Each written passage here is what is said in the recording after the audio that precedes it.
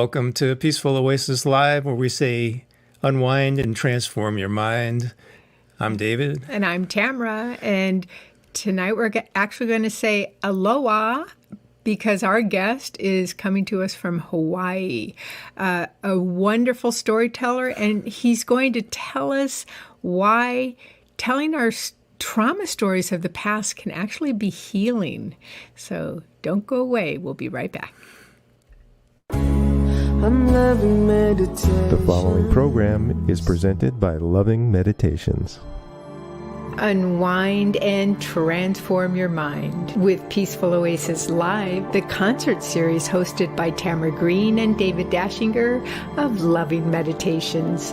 Masters of mindfulness, music, and storytelling transport you into a state of deep relaxation through soulful conversations, calming meditations, and expansive music, all brought to you live.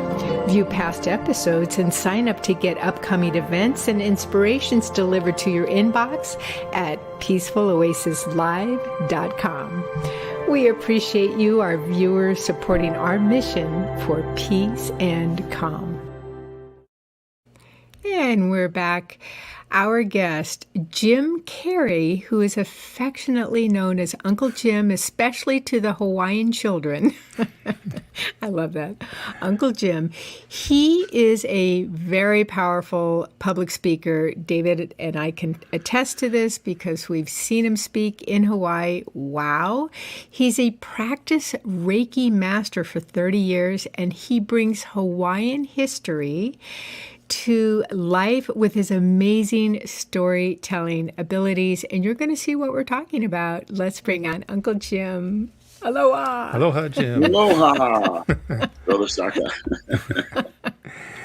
We had the deep pleasure of meeting you in Hawaii at the end of August and hearing you not only tell stories, but sing and really give us an incredible cross-section of Hawaiian culture. And it made our experience being in Kona so much deeper than just looking at the sites and visiting the different landmarks, but that took it to a different level. So we want to share a little bit of that with our community, our viewers.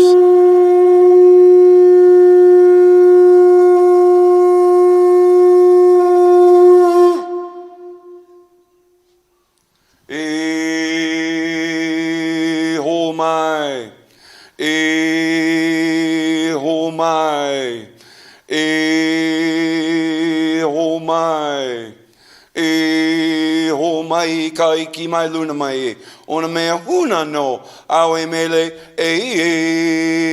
ho mai hele hoi akala o Mauka o Kona hele hoi o Makai, New York, wherever you come from. Welcome. Greetings from Hawaii, beautiful Hawaii. It's our truly a blessing and honor to be here with you today. This chant is the Aomai. It's Aomai, beseeching the Great Spirit above. And as we beseech the Great Spirit above for the story of the meaning of the story, the beautiful stories that are told in Hawaiian culture are simply beautiful. Love to get the conversation going by having you talk a little bit about, where you started in terms of you had a very interesting career as a truck driver. At the same time, we know that you use some really innovative mindfulness, meditative breath work during those miles, I think hundreds of thousands of miles, if not millions. Tell us a little bit about your days as a trucker and what you did during that time. Well, it's an interesting, I could say eclectic childhood. To say the least. Because I kind of grew up in the cab of a truck. And my parents were yogis. In 1972, we became the first trucking family in America. Wow. I was 11 years old, and we've traveled 48 states before I was 13. And so here we are in the 70s. My parents are doing headstands and yoga in the rest areas, traffic driving by. This was not the common thing. But it was an interesting childhood because I learned about breath work, pranayama in the Eastern religions, and meditation. And he would talk us into meditation, and he showed us yoga and a path of spiritual awakening. Yoga Sutras of the Patanjali was our daily reading in the truck. So as we went through, I still have the book of my father, the Yoga Sutras. And so it's an actual guiding path of the Eastern religion. So what brought my father to a spiritual awakening was trauma. And these major traumas changed the life. And so our whole family ended up on the road, and we lived, 8, 10, 12 months at a time on the road, then visit grandma for a couple of weeks, and then come back and we hit the road again. So it was definitely an interesting way to grow up. And as put on a spiritual path really young, I found myself intrigued with many different paths along the way. And so after leaving the truck at 14 years old, I was ready to start my own life, prepared for what I was doing, but a child, traveling, hitchhiking, and riding in the trucks. I found if I was real with people, they would be real with me. Mm-hmm. And noticed real young that most of the truck drivers are out there thinking the most cockamamie story they could conceive and then looking for somebody gullible enough to believe it. Well, I never fell for that. I recognized it. And I says, no, I'm not going to participate. And I'm going to be quiet and alone if I don't have something real to say. So I found that by being real, I could interact with anybody along the road. And I found that everybody was going to be my teacher. My father, a very wise man, he said, even the bum on the street has knowledge for you. Mm-hmm. If you're looking for that knowledge, then you'll glean it. Maybe what you don't want to become will be more important than what you do want to become. But every experience you have, every meeting is for a purpose. It's up to you to seek that purpose. And so I always went into every interaction of why? Why am I here? Why am I meeting this person? Why is this happening? Observing the reality around me. And the only thing we can control is our attitude about what is happening, our own energy. We can't control the world around us, but we can control that energy of ourselves. Mm. So on a spiritual path, and now on my own, I've got to talk with people, and they'd be one-on-one. They would be real with you. And instead of a group of people trying to make you think the way they do, we could talk politics, we could talk religion. Throughout the whole nights of travel, just keeping them awake, they would be totally open, and I was able to glean a worthwhile education. I don't have much of a formal education, but the life, what you need to know. And if you don't listen, well, then the turns get a little harder. And sometimes you'll get hit upside the head with a 2x4. So what's it going to take for you to learn the lesson? Well, the lesson sometimes can be a trauma that it takes for you to learn these lessons. And so studying shamanism, Reiki, and I always found that things come to me in threes. And if I first make note of something, and first noted Reiki in North Carolina, I saw a book in a bookstore. And then I was up in North Dakota, and I saw another book about Reiki in another bookstore. And then a year later, I was in Jacksonville, Florida, and I saw a Reiki class. And I said, this is the third time. So I jumped into that class. I held with Reiki 1 for 1 year, and that resonated with the meditation and the healing that my father had taught me with yogic healing. And so through breath work in the cab of a truck, we were able to build the high prana energy. And so in the cab of a truck, we're doing all these things, and 1 breath per mile, he called it a yogic driving meditation. And so you watch the mile markers, and as you're going along, you start your inhale, and you fill up all 3 sections of your lungs in an 8 count, and then you would hold it, lock it in for 32 count, and then exhale for 16, and then hold empty for 8. It takes 1 mile to do 1 round. Well, if you do this kind of exercise, you'll feel your body start to tremble and shake, and building that energy, it has to go somewhere. And he says, when you start to feel it, push it out your hands. Let it go out to the traffic. Let it go out to the trees. And as your awareness comes into focus through this breath into energy in this moment right now, this is a driving meditation. So to build up to these kind of levels, you can't start with holding your breath that long, and people are all in different places in their life.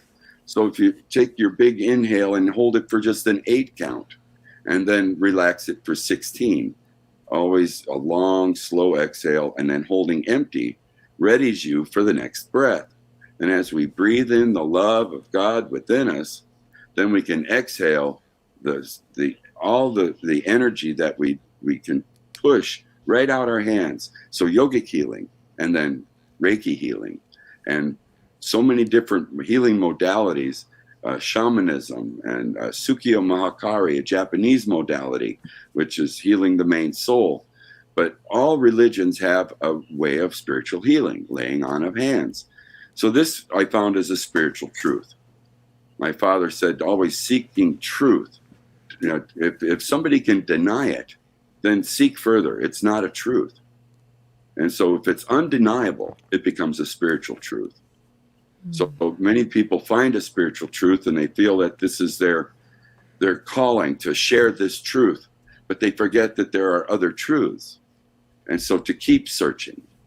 And he said, never become a teacher, always be the student, because it's the student mindset that opens you for the next lesson. And I would get out of one vehicle and into another. It's a whole different moment, whole different person. And you have to adapt to that energy of where you're at and then be there to totally 100%. So this mindfulness came to me as a child. And also detachment. Detachment is another spiritual truth. It's like, what do we really need is very little. It's the things that we want that aren't really necessary that we become attached to. Then when you go to move, you've got a house full of stuff and you don't know what to do with it all. So you can't take it with you either. No, you can't take it with you. And it just becomes that cross on your back that you're carrying around with you. And so this spiritual awareness brought me to why am I spending so many years in the cab of a truck? And so it ended up being, I took over my father's truck in 1980 and started my own life in trucking. At this time, when I got off the road, it was 4 million miles. Wow. 4 million miles. Wow. That's a lot of telephone poles. It's a lot of telephone poles. That's a lot of holding your breath. Well, you know, and so 3 big breaths like this changes the energy in the moment. So it's like you don't do this constantly, but by practicing your breath, your normal breathing becomes full. And so it's a breath practice. So then your normal breathing becomes a full breath and your normal life becomes full of this energy. So by practicing, you change your life. So do you mind going in a little bit more detail? Because I'm personally finding this very fascinating. You talked about the 3 sections of the lungs and you're filling. So tell us about that. What's happening physically? Well, physically, you use your core. And when you lay on your back and you take a breath, your belly should rise. So this is your bottom.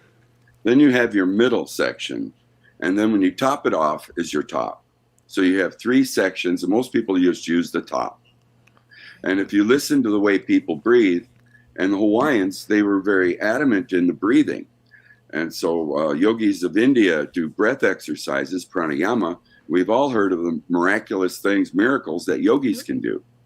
Well, Hawaiian kahunas were doing similar and also amazing things through breath work.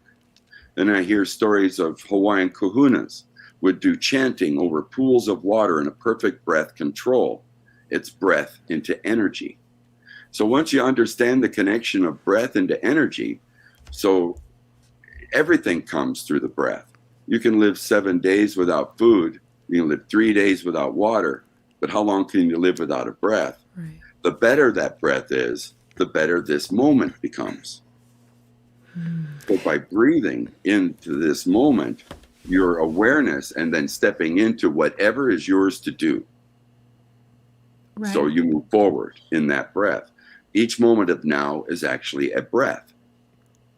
So segment your nows by breath. What's happening in this breath is different from what's going to happen in the next breath. So that brings your mindfulness into this moment. It's always being in that state of allowance of what is in each moment. Yes. Yeah. Well, how do you define a moment? Right. So this gives you a definition of the moment within a breath. And then when you inhale, your breath is full, your awareness comes focused, you're ready for this moment. And so when you're driving, you're aware of everything that's going around you in this moment. You become the safest driver on the road because So you don't alert. miss anything. Yeah. Right. And I love hearing the Hawaiian language. So breath into energy, mana, how do you say it? Let's see. Mana Okay. iloko hanu or something like that? Hanu, yeah. Hanu. Mana Loko Hanu. Right. I have it written down somewhere too. I'm sorry. I got a good memory. It's just short. Well, Jim, you talked about being a student, and one of the things I loved about your stories when we met you in Hawaii was when you got to Hawaii, you immersed yourself at the library in learning about the Hawaiian culture, and then that led you on a path to a career doing this amazing kind of cultural tours. Can you talk a little bit about that? Yeah, after 40 years of being on the road and not knowing why, and it's like you never know why you're moving down these paths. And then when I first visited in 2002, this epiphany happened, and it's like, whoa, here's a people that live the aloha and a culture that lives the aloha. So much deeper than hello and goodbye. It fascinated me, and I wanted to know more about this culture that has a belief system of aloha. And so in India, it's namaste. In Hawaii, it's aloha. And it has basically the same meaning. And I had a rabbi on board, and he got epiphany when I brought it to his awareness that the word aloha directly connects to the Hebrew and the Aramaic. So through the language, we see connections to all the world cultures in Hawaii. And so Allah, Elohim being the word for God, and Ha is the breath in both Hebrew and Hawaiian. In Hawaiian, it's Akua or Allah. And so here we go, Aloha, the breath of God. And these people live it. When I first got visited here in 2002, we got the rental car and out to the first traffic light, and the car next to us was a convertible, top down. Kids had just got out of a movie. It was dark. The stoplight turned red. We're talking back and forth. Oh, they were so excited about their movie. We were real excited about being here. The conversation was evident to the people behind us. And when the light changed green, nobody blew their horn. We finished our conversation. Where else does this happen? This is when I first recognized there really is something different. And inspired by the people, it was Uncle Robert's over there in the Puna district that taught me about the sovereignty movement, the occupation, the overthrow of the Hawaiian culture. I had no idea. These are things they don't teach us in our history books. And so it took 8 years from that first vacation to actually make the move. But I knew I wanted to retire here. This is where I wanted to be. And so why not work where you're going to retire? I was ready to leave trucking, and it took 8 years, and the housing debacle and the trauma of losing everything. It's like I had $450,000 into a house. I couldn't sell it for $160,000. And so I set it all aside and walked away, cashed in the 401k, and moved 9 of my family out here to Hawaii to start over again. Well, I'm going to start over again. At this age, I'm going to be where I want to be. And it really transitioned with okay, now I got a driver's career, 40 years. I was driver of the year for JB Hunt, the biggest trucking company in America, 2007. I had the credentials as a driver trainer. And so I had all these credentials, but I couldn't get a job. They don't believe you're going to stay until you prove you're going to stay. But this found me time to study everything I could get my hands on at the library. As I was working 3 part-time jobs, trying to make ends meet, I dug deep into the archives of the Bishop Museum. I wanted to know more about the belief system, the spiritual culture of this aloha. And it's not a religion, but it's a belief system that completely honors everyone for the light that is within them. So all you have to do is take the mask off and be real. As people come here with an attitude or a chip on his shoulder, they will knock it off. Never mistake aloha as a weakness. but it's always about your open heart and mind. So if you share aloha, you will receive aloha. And I found many people here get spit off the island and say, oh, the Hawaiians were racist. They never accepted me. But these are energies, and they're really attuned to these energies. And the island has a way of separating the people that are real from the ones that refuse, to take the mask off. And so I found myself so intrigued. I had no idea where it was going to go. But way before I knew I was going to become a tour guide, I got deep into it all. And I wanted to know more. And so I found stories of the kahunas, and writings of Max Freedom Long, assistant curator of the original Bishop Museum, wrote extensively about what he called the huna philosophy. Well, Hawaiians discount this. It's early writings. It's not a religion. It's not a philosophy. It's a belief system. And it's all based in the aloha. But the kahunas of old were walking on lava, walking on water, miraculous healings, stories that just intrigued me. I just couldn't get my hands out of the books. So that's kind of what led me. And then all of a sudden the jobs opened up. It was almost 2 years. And then the big trucks offered me $19 an hour to haul diesel fuel around, bomb strapped to your rear end. Or the tour bus company offered me the job to drive the buses. And there was a lot of Japanese-speaking people visiting. But in that, I got to work with local school children. And they come from Maui, Kauai, and Oahu, because this is where all the history is. And so for 4th grade Hawaiian historical studies, they would come to the Big Island. And I had 47 4th graders sitting behind me correcting my misspoken Hawaiian. Well, I learned right away how important it was to share the culture correctly. And so how adamant I am to make sure that I was doing it right. Opportunities to work with the elders are called kapuna, the old elder people with wisdom. And busloads of the kapuna groups that would gather in Hilo or Kona. And I'm working with the elders and I'm telling them their Hawaiian stories, my interpretation of these stories, making sure I was doing it correctly, bouncing it off the elders. And this is where I'm Uncle Jim to 1,000 4th graders. And the kapuna, they call me Chemo. And so Uncle Chemo. And so it's kind of cool to be so embraced. They've given me secret code words to go in Hawaiian homelands areas where most people would not be allowed at all. But for an open heart and mind, I've been totally embraced. The doctor told me the answer, and now my head is spinning. He said I'm leaving with cancer, and my journey is just beginning. I'm stressed out and afraid. I have cried and I have prayed. Time to quiet my mind and be still. Take a deep breath and just chill. I put in my earbuds and decompress. Touch play on the app to ease my stress. I'm choosing peaceful relaxation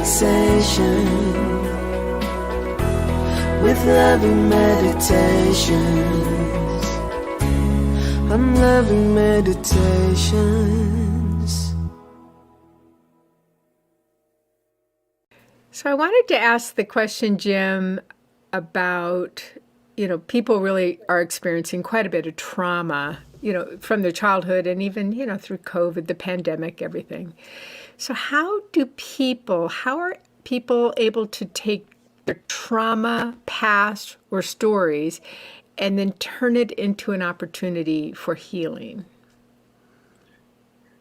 Yeah, trauma comes to us as a movement, a way of redirecting energy. And as the Hawaiian culture experienced trauma, like we all experience trauma, they had a healing concept of the 8-eyed pig, a demigod that predates Pele. And it's like, well, have you ever heard of an 8-eyed pig? In the 1400s eruption, the whole east side of the island was destroyed. And the trauma of losing half the island was such a big trauma. The 8-eyed pig demigod was a healing aspect of that trauma.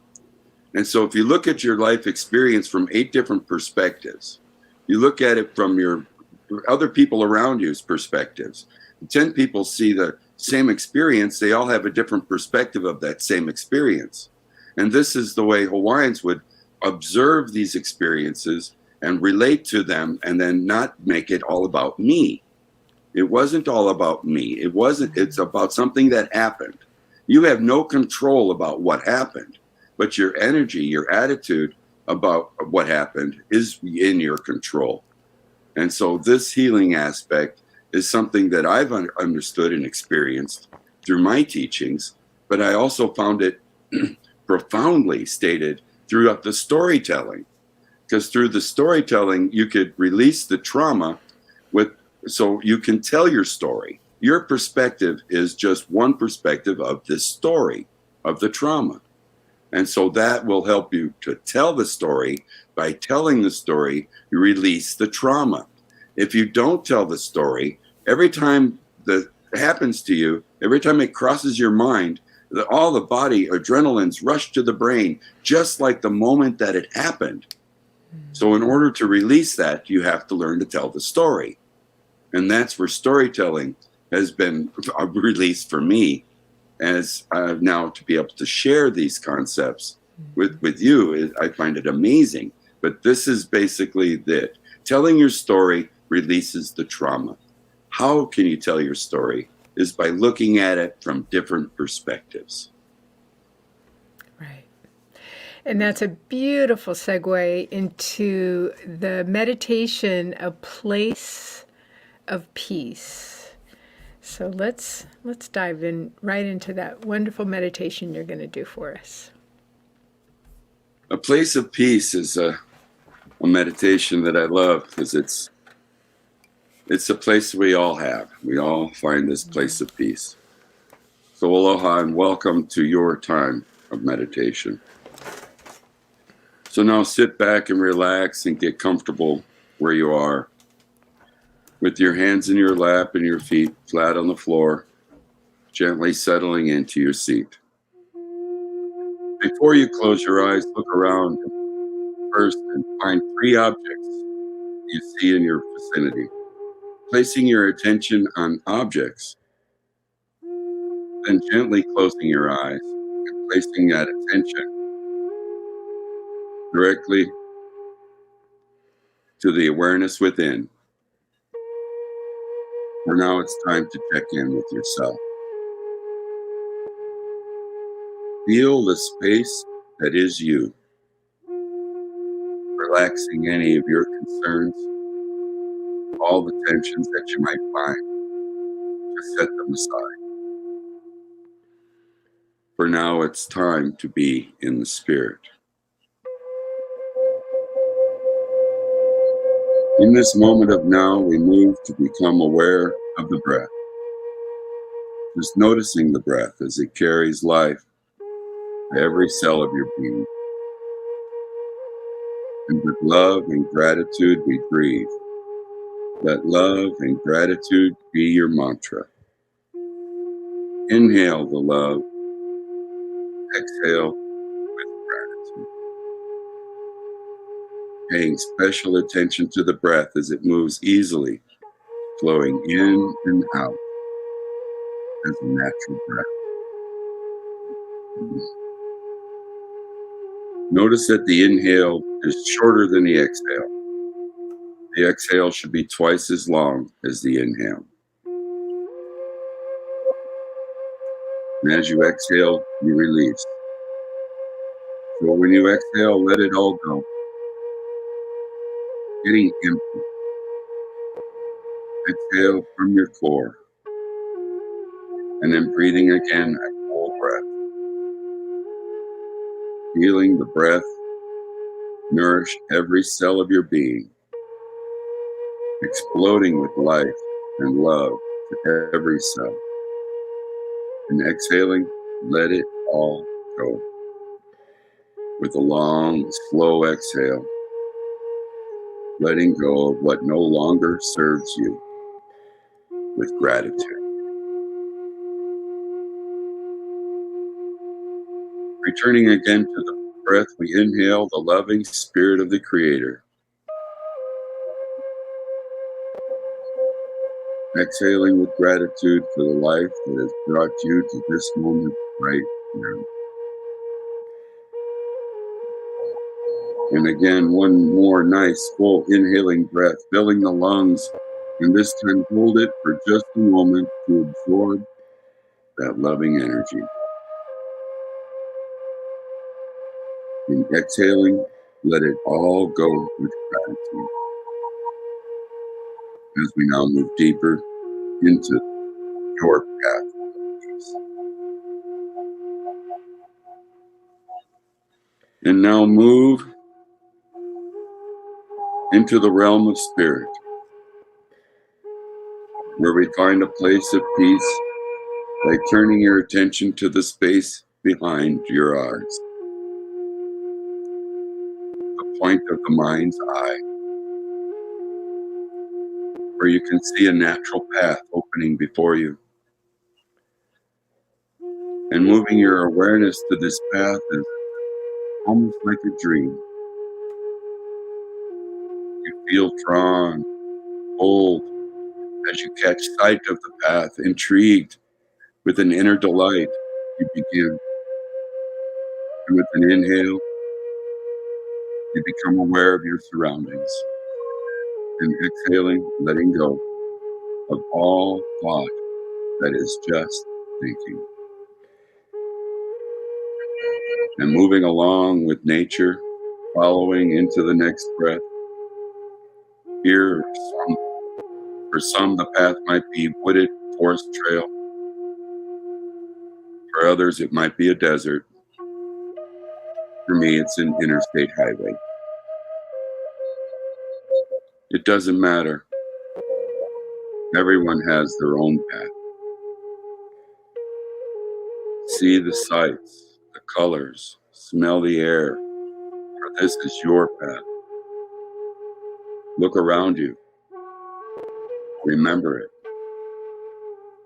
You'll want to remember this path. As you move through, flowing on this path, making your twists and turns, set aside all that you think you are.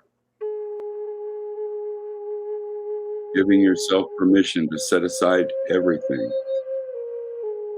Get empty. Simply by letting go. Taking delight in your path and feeling of letting go, remembering who you truly are in this journey. There ahead is coming into sight an opening with an expansive view. And down in the valley is a beautiful blue lake or an ocean sparkling in the sun. And as your heart quickens, as it catches your attention, you head straight for the water. Following your breath, exhaling, you're moving peacefully down the trail, setting aside all that you think you are. With every breath you exhale, hold empty, even of your history, your self-beliefs, or the roles you play. Set it aside to be empty in this moment. And with the childhood abandonment, as if you were 5, you reach the shore without hesitation. Diving into the water rushes over you, and it's crisp, clear, and refreshing. Swimming out to the center of this most beautiful, sparkling blue water. And as you get out into the middle, you look up into the heavens. Breathing in and out, and now floating weightless in your place of peace. Here is where you find rest and peaceful bliss. breathing in the love, exhaling gratitude for just being in this moment right now. And as you float here into the bliss, I can ask some simple questions. Are there any boundaries to this space? Is there still something here? Did you create this?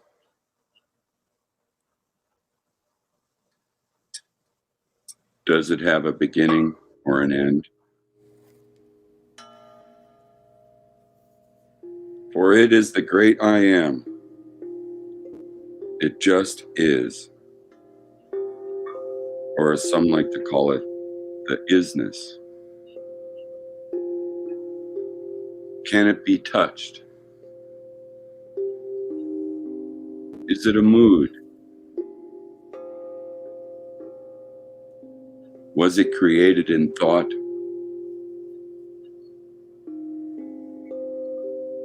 Does it judge? And how do you know these things? Does it have shape or form? Can it be captured in a book or found in holy places?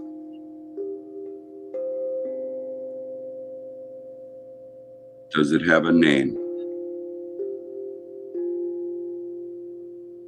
Does anything exist outside of it?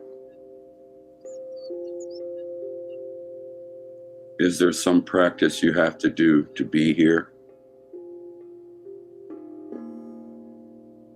Do you have to travel to it? For this is the self, and it's not what we've been taught. It is the source of everything that is.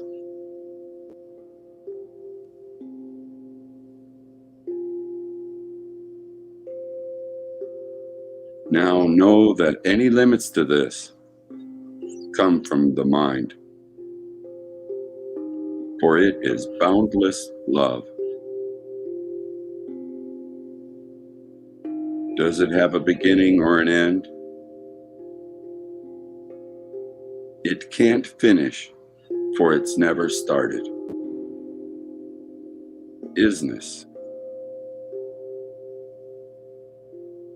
Rest here in a moment with this silence.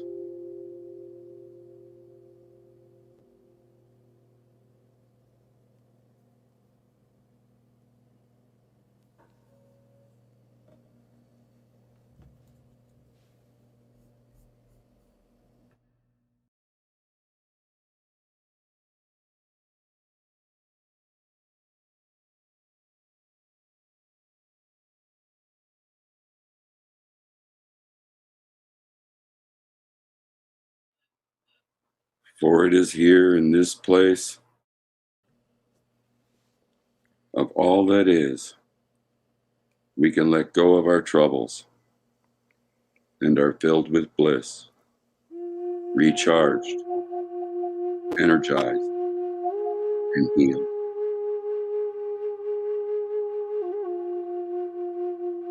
As we do know now what is ours to do, we must move again, now smarter and wiser for having been in this place. And now leaving the water, moving back on our path, we start to pass the things that we have set down. As you start to pick up the things that you need, coming back to the body, we come back to this place gently. Coming back to the body and wiggling your fingers and your toes.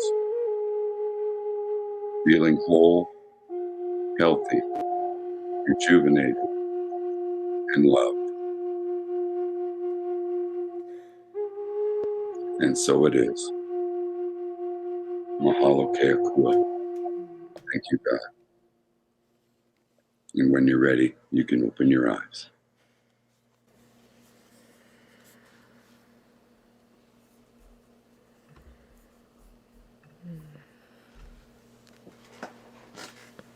Thank you. Yeah. Thank you, Jim. Wow.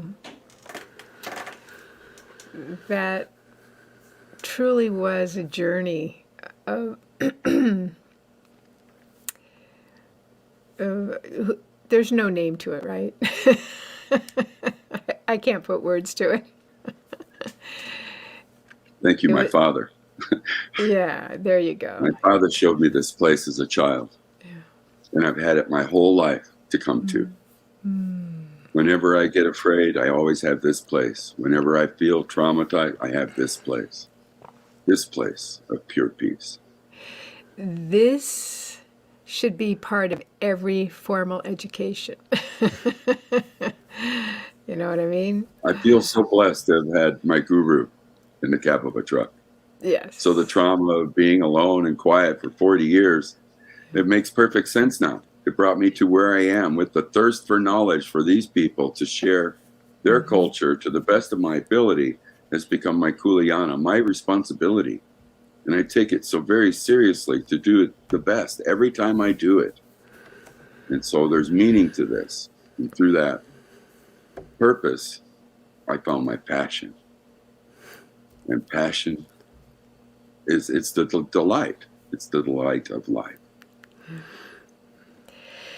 You know, during that beautiful process, there was 3 different, or maybe even 4 different things that you said that took me even deeper and deeper into this kind of state of just, I don't know, I guess I'll use your words, isness. That's it. The first was look around the room, and immediately it's interesting how boom, you know, like I was just completely present looking at each thing that I picked in the room. The next was that path, right? That whatever everybody was choosing, and I immediately was back in Hawaii, just kind of walking down a path with sort of palm trees and all this beautiful lush vegetation around me, and it's kind of wavering and moving around, but it's this gorgeous path. And then it's fascinating to me that I started to see the shore and the ocean with the waves seconds before you actually said, there's going to be now an opening. Maybe it's an ocean or a lake. And I was right there.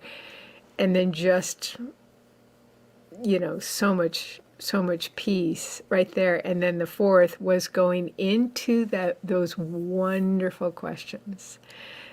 That sense of curiosity and, you know, awareness that there's so much, there's no limit. That's what it felt like to me. There was just no limit to life or possibility. It's just all there, and it's for us to play with. It just felt so light and wonderful to explore those questions. And where do these answers come from? Your intuitive center. So this touches into your intuitive centers where you know things. You know, there's no question. It's a knowing. Yeah. It's not of the mind. It's of your heart. And in your heart, you know. Now that we've gone through that beautiful process, if we, you know, and I was picturing some of the trauma stories that I've had, right?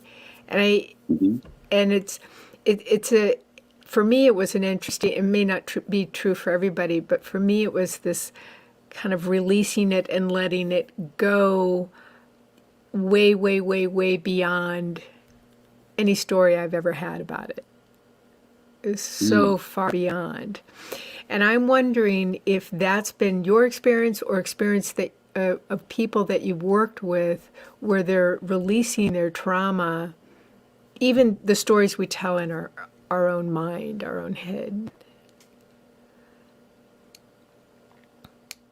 Yeah, I find it that when you let these things go and you set them on the side of the path, it's a choice then whether you pick them up again. And so it's like, what is it I really need to pick up? You know what you need to do next. Is this going to serve you in your next moment? So it's a place to leave all those things that you've learned from that you don't have to carry into your next moment. And when you open your eyes, that path is before you. That path is your reality in this moment right now. So you come from your spiritual center into your real life. And so it's bringing that balance of your core into what's next when your eyes are open. The path continues. Now you're seeing the other direction. So you have to seek inward. It's like you'll never find spirit outside of yourself. You have to first seek inside. And then you come out with your eyes open without the baggage, because you don't need to pick it up. You can tell the stories of those traumas, learn from them, and leave them sitting there. It doesn't have to affect you. Right. And is it, it's funny, I never thought of it this way, but I'm going to ask the question about the energy. I just feel buzzy all over, just very expanded and very buzzy. Is that what would be considered prana energy or life energy? I don't know. You tell me. Yeah, the life energy comes through the breath. And so with practicing your breath, you'll feel your body start to tremble and vibrate, and then you be able to hold more. And so when you lock it in a yogic lock in your throat and then underneath, you're getting everything out of each breath in that practice. And so you're building the prana or the mana in Hawaiian. And so that mana energy builds and it starts to vibrate, and you have to let it go. You have to push it out. You can't handle it all. So this offers you something to give. So your cup is overflowing. First, you have to fill your cup before you have something to help somebody else with. So it's always you go inward for yourself, and then you have something to offer of service. But that's the self-care. And you have to take care of that self part, or you won't have anything to share. So first filling your cup through breath. And so this comes with the breathing and patterns, nasal breathing, one nostril to the next, many different patterns that produce different types of energy. The pattern that I just shared, the driving meditation, is a high power mana. It's intense. And 3 of these breaths in a row, be careful, because your body starts to vibrate, and driving, you have to be really careful. You don't want to black out breathing, but you can until your vessel is ready to hold that kind of energy. So by practicing your limits, as much as you can hold to as empty as you can be, gives you the span between the two. And then you get the full utilization of everything that's in there. So half breathing, you never come out to a full. The Hawaiians called the first settlers or first white men that came here what's used as a derogatory term today, but they had nothing negative in their whole language. It was an observation. They called them haole. Haole means the breathless ones. They noticed they weren't breathing correctly. And that was so obvious to them that they have a word for it, the breathless ones, the haole. And so therefore it comes to evidence as their energy is becoming, Captain Cook met his demise, and the history of the overthrow and occupation. So the aloha and the breathing are truly essential to peace and harmony. And so by bringing that to yourself, you can change the world. It's the butterfly effect. Jim, we just love having this conversation with you. We could go on forever. Yes, we can. Easily. We're running out of time in our segment today. So how can people get in touch with you? Yeah, you'll just have to come and visit Hawaii, and I'm always with Uncle Jim. And so you can look me up on the mysticaloha@gmail.com. and that would be a direct connect to me. Also, I have justjim58 at gmail.com or on Facebook. And so join me through Facebook, and we can connect through Messenger. Public speaking, I do group speaking, I do private tours. And so it's all about sharing this energy. I am ready to fly and share this culture worldwide if need be. I feel I have a new purpose. I'm not sure where it's going to go yet, but I'm open to spirit to lead me in directions that are new to even my awareness. And so definitely sharing the culture, the best way to see it is here on the islands where you can feel the energy. But I can bring that energy to you to inspire you or your group to come to the islands and then host you while you're here.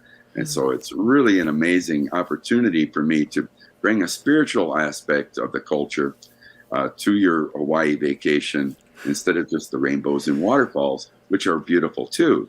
But they all have stories. And every place you go has a story. Why would they be telling this story?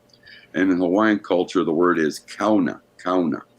The kauna is the meaning of the story. So just like Bible stories, a very metaphoric language, the Hawaiian language. So many times do you read the same Bible verse over and over, and all of a sudden it hits you like an epiphany? Oh, that's what it meant. It's the same thing with Hawaiian stories. I've told some of these stories for years, and then it just hits me. Oh, that's why they had an eight-eyed pig demigod. And it makes perfect sense. But you don't know it until you're ready for it. So when the teacher will show when the student is ready, I've always found that to be. And so here, let me share some of the things I've come to love about the island with you if you decide to come this way or in any presentation format. Well, we know from personal experience that you do that. You bring Hawaii and the culture alive and make it an experience beyond just looking at the landmarks, the beautiful visuals of Hawaii. And Jim, it's been so wonderful having you here in Peaceful Oasis. We really appreciate you very deeply and wish you all the best. Thank you so much. Thank you so much. And for everybody out there, please come back and join us again on December 1st when our guest Charmaine Hammond, she's going to talk about cancer and when the words, let's see, what is it again? Cancer, when no words seem right. So we'll see you in 2 weeks. Bye, everybody. Thank you for all you do, guys. Aloha. Thank you, Jim. Aloha. Aloha.